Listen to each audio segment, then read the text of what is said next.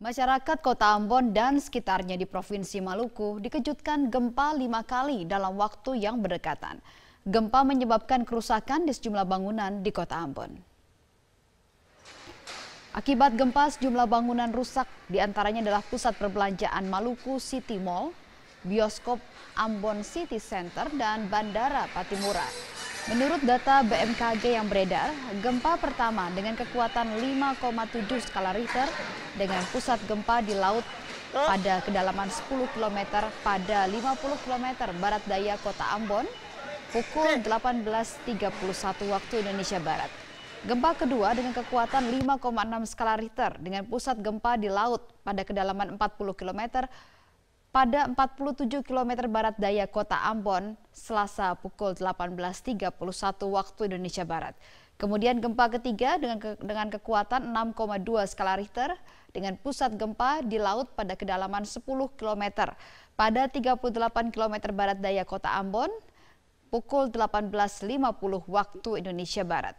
Selang 9 menit kemudian, gempa keempat dengan kekuatan 5,2 skala Richter pada kedalaman 17 km di 45 km barat daya Kota Ambon pukul 18.59 waktu Indonesia Barat. Gempa kelima berkekuatan 5,6 skala Richter pada kedalaman 10 km di 37 barat daya Ambon. Dan hingga kini masyarakat Kota Ambon masih merasakan gempa susulan dengan kekuatan yang bervariatif.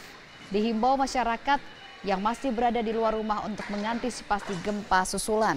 Belum ada laporan korban jiwa dan jumlah pasti kerusakan bangunan.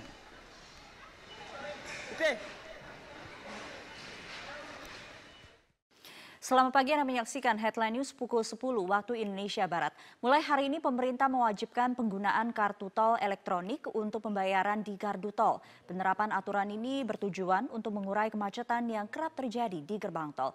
Selengkapnya akan disampaikan Nadia Atmaji langsung dari gerbang tol Cililitan 2. Nadia, bagaimana kondisi di gerbang tol Cililitan? Apakah terjadi antrian kendaraan?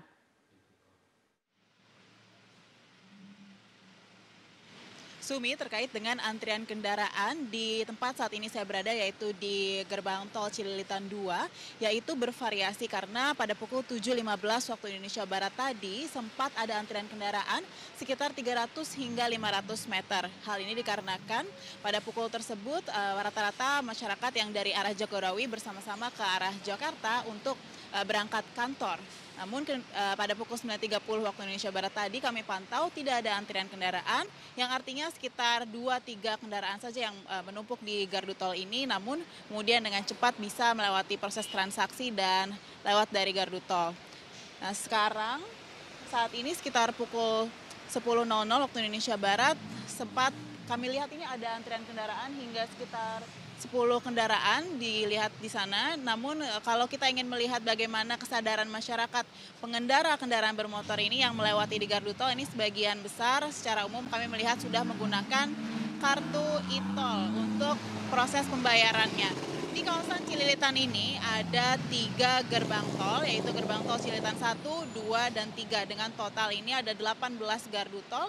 Untuk 11-nya itu gardu tol otomatis secara full, sementara masih ada 7 gardu tol semi otomatis. Yang artinya di gardu tol semi otomatis ini jika Anda kehabisan saldo, maka nantinya petugas akan menawarkan cara untuk isi ulang, yaitu dengan hanya untuk yang kartu mandiri saja. Sementara untuk pembelian kartu baru ini juga bisa dilakukan untuk kartu dengan jenis mandiri, kemudian BNI, BTN, dan juga BCA.